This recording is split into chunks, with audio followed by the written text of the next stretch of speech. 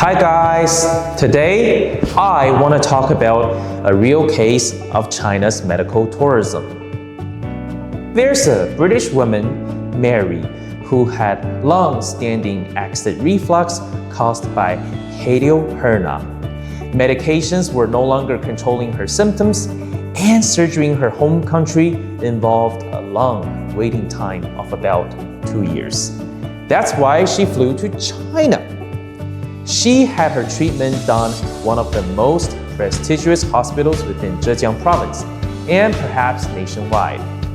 The doctor performed one minimally invasive laparoscopic hiatal hernia repair, combined with an anti-reflux fundoplication procedure.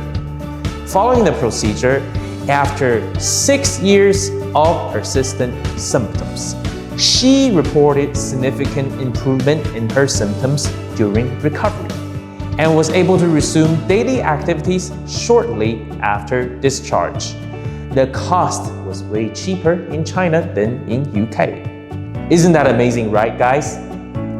If you're exploring treatment options abroad, our team can help guide you through consultation and hospital coordination in China.